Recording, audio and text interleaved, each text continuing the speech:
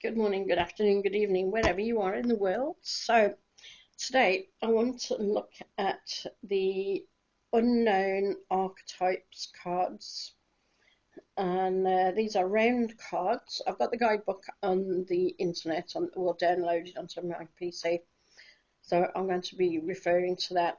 I've had a look through. There are some cards that I have absolutely no idea what they mean, so I will need to refer to the guidebook on those. They're split into 4 sections, which I will sort out in a moment. But firstly, just to let you know, they're based on psychological principles and archetypes of what are inside of each and every one of us. So let's have a look at these. And I've not used these cards at all. They are basically a new deck. That's the box. That's the back of the cards, as you can see there, like a marbled effect. And these are what the cards look like. 78 cards in total. So what I'm going to do is just sort them out into the sections, and then we'll have a look through at each one and see what they mean and what they represent. Okay, so just bear with me. Right, okay, so I've sorted these out into the 4 sections. Now the first section is called the cells, and these are parts of our cells that are in each and every one of us. So as you can see here, we've got the mother, we've got the father,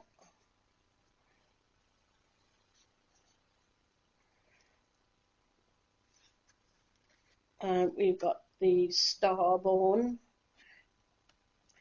As you might notice straight away with these being round cards, you can't really keep them in one direction. They're just going to turn around whenever they want. This one is the eternal child. So as I say, these are all parts of ourselves. The orphan, the mentor, the poet, the maiden, the hunter,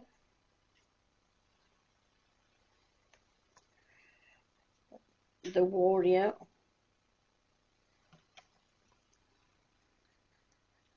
the queen, the king, the crown. You'll notice as well there's a lot of hands on these cards. The judge, the shapeshifter. They're not your usual pictures either. The shaman, the lover,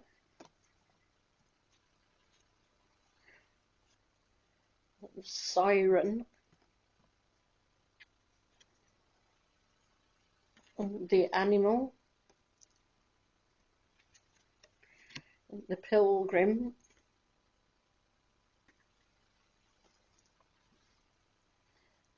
the mystic,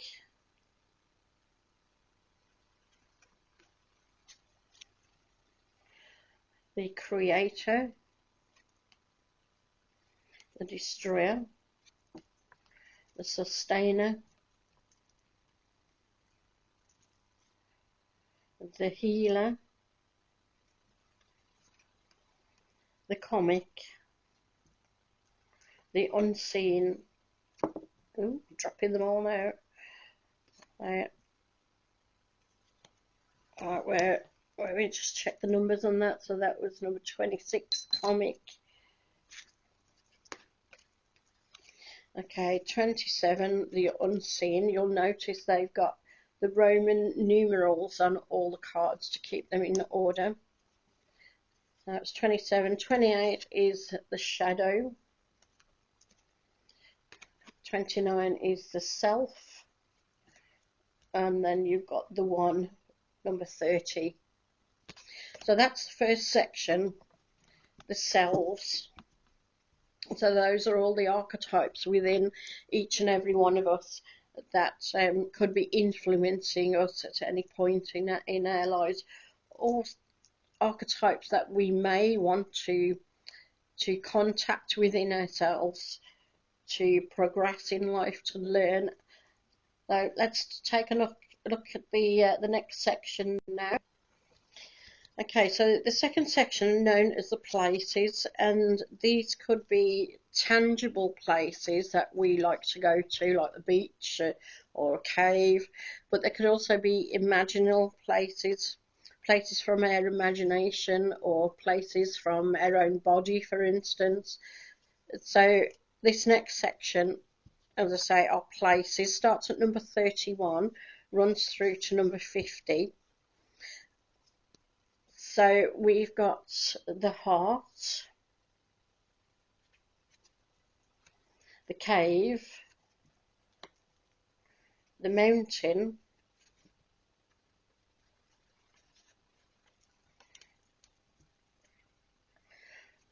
this one is the river,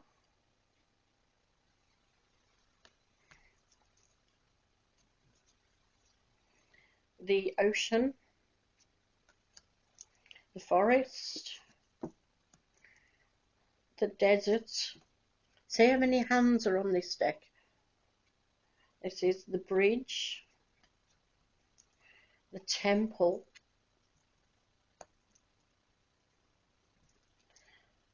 the dead end,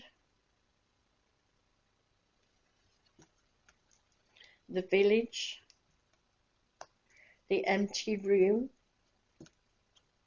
the castle. You might notice as well the Roman numerals, so it would be worth you getting to know oh, get right in a minute. It would be worth you getting to know the Roman numerals and how they work if you were to use this deck.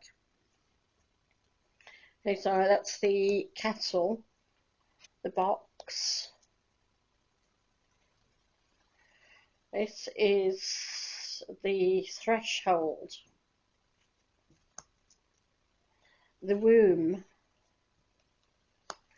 the storm, the underworld,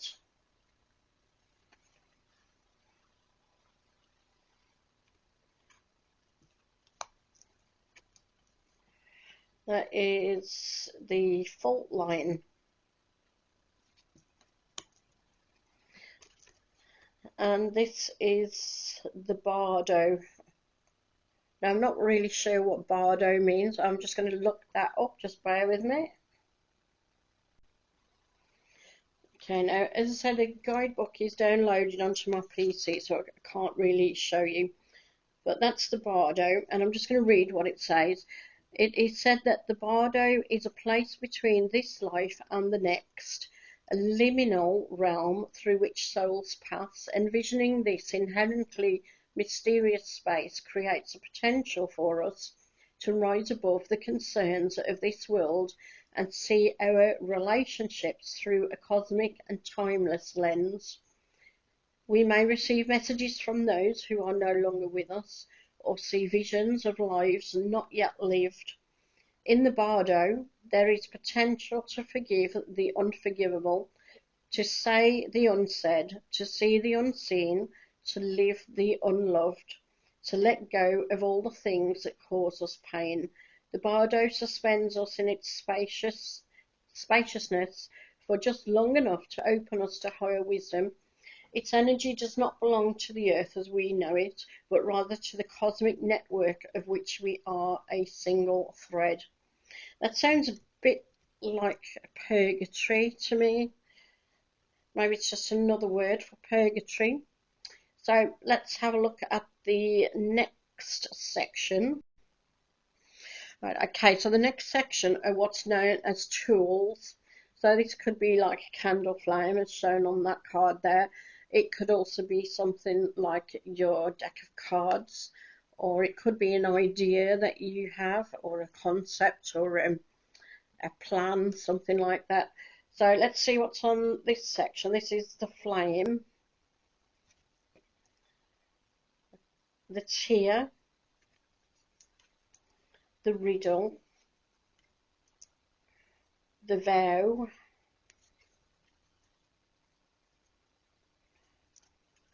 the vision, the gem, the ring, the nectar, the medallion, the kiss, the mask, the sword,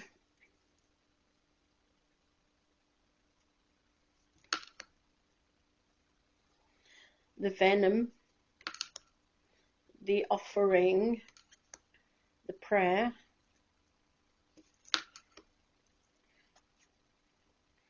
the seed, the stone, the mirror, the vessel, the thread. Okay, so I think those ones are actually quite self-explanatory, and I think they could bring up quite a lot of images, a lot of thoughts, and that if you were doing this in a reading. So let's just have a look at the next section. Okay, so this next section is what's known as the initiations. So these are events in our lives that can be quite transforming, quite major events that have a significance to us. So some of these cards in this section, I really don't know what they mean, so I've called up this section of the guidebook to have a look at. So this is Eros, and I think that one speaks for itself because Eros is the god of love. And so that one, I think, falling in love, that's quite easy to understand. This one is called a gape, and this one says, what if instead of putting yourself at the center of your spiritual practice, you put God, goddess, or nature at the center? How would this change your approach? Such is the energy of a gape. It is alive when we are in awe and wonder, our breath taken away by the sacred force that surrounds us and asks for nothing in return. Okay, so being a gape, it means to stay in wonder, to see everything with new eyes, to be reborn in a way, a bit like people who are going back to Christianity, they often say they have been reborn. So it's a bit like that, a gape. Okay, so next we have Thanatos. And again, this is another one that I really don't know. Right, so this one says, it is tempting to oversimplify death and sum it up as transformation, but the true archetypal resonance of Thanatos cannot be easily assimilated or contained. Death is ongoing and omnipresent, an eternal response to the gift of birth, witnessing the ending of another being, creature, phase, or stage, has deep consequences for the psyche. We are forever changed by Thanatos as it sweeps us under its wings, making us relinquish control in every form.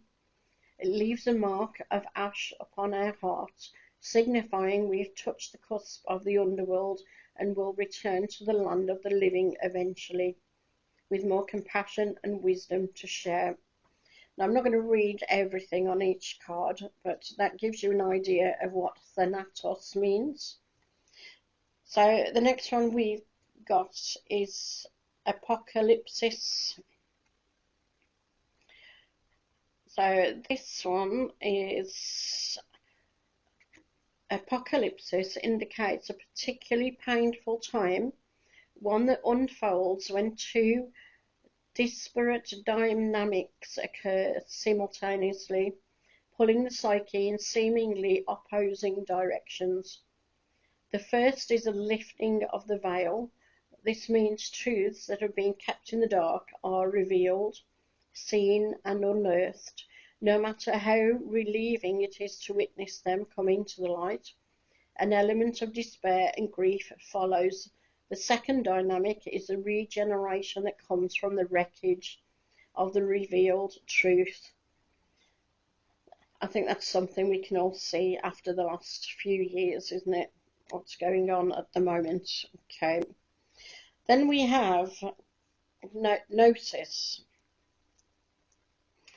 Okay, so this one, true knowledge is not found in facts and figures in scholarly books on library shelves. Rather, gnosis points to the deep and timeless archetypal wisdom that rises from the felt experience of having touched the unknown with every one of the senses.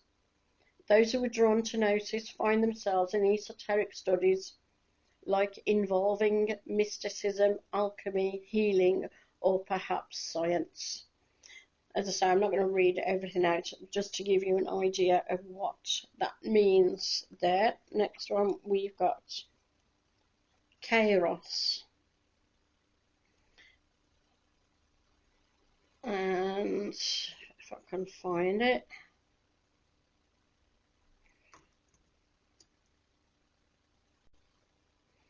Okay, well, Kairos is pure and simply getting the timing right. So planning things and timing things in the right manner. Then we have Aletheia. Okay, so this one is recognizing the truth when somebody speaks it. A cool wave of relief washes over you. So it's recognizing the truth. So it's being more discerning and being observational as well. Keep an open mind when you're speaking to people, but always question and always think for yourself. Do your own research. Then we've got Anima Mundi, and this one is epitomizes the principle accept all, reject none. So it's basically the living soul of the world in all its multifaceted, multi-dimensional layers bonded together by living cosmic forces. Diversity is celebrated.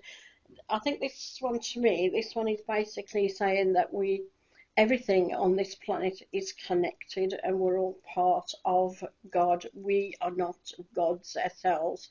We are of God, and everything is connected to each other. You can't have one without the other. So if anything happens to one species, it's going to have a ripple effect to all the others as well, which is why we need to be better in our way of dealing with those that we share this planet with. What else does it say on there? You will awaken the unique light within and witness how this light contributes to the radiance of the entire universe. You'll sense yourself as a critical note in the cosmic orchestra. Destiny is altered as you hear the enchanted melody of all living things. So yeah, that is a connection with everything. So just to let you know about the cards, they are a little bit flimsy, to be honest with you. As I say, when you hold them or when you shuffle them up, they're just going to be anywhere any time. You're not going to be able to read reversed and upright with these. It's just one way. They're pretty easy to shuffle. I've got small hands, so if I can get my hands around them, anybody can. So that's quite easy. I think they do speak to you on a very deep level. You will need to use your intuition with how you read these. You can't just look at the pictures and get a story from the pictures as such. It's what comes out in your psyche as you're reading them.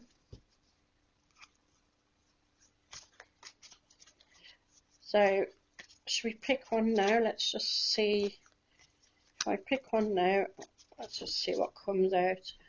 What's the world doing for us now? Like we don't know. Okay, I've got the fault line. So if I'm reading that as no, what comes into my head, that fault line, when you think about the fault line in down California, the San Andreas Fault, I mean, it's been there for a very long time, and every now and then it makes itself known and remembered. But and they've had some really big earthquakes down there from time to time, haven't they? But there's been nothing that has been nothing that they haven't bounced back from, I should say. So that's sort of saying to me, if you're careful, everything will be okay. If you're not careful, that fault line will just expand and expand and expand until eventually you can't do anything about it. And that's the way I see the world at the moment. We have to change our ways of doing things. Our whole society, our whole way of living is based on a system of complete abuse of everything, including our own selves. We are abusing ourselves with everything that we do. We're abusing everything we share the planet with. We're abusing the planet. That's all got to change, but unfortunately those in power keep pushing that system. They don't want to change it. In fact, they keep making it worse. So until that is changed, that fault line is going to start getting bigger and bigger and bigger until eventually the earth, which is a living being, the earth will say to us, I've had enough of you, and now I'm taking back what's mine. And unfortunately there'll be no coming back from that one. Let me know in the comment section below what you think of these cards. And do you read them yourselves? Do you have this deck? Do you like this deck? What do you think of it? Just let me know underneath. Don't forget to click like and subscribe for me as well. And share this video if you'd like to. Remember to give credit to who has done the video, myself. But please share it to anyone who is looking for this deck and who might be interested in that deck. And I'll catch you all next time. Take care, everyone. Bye bye.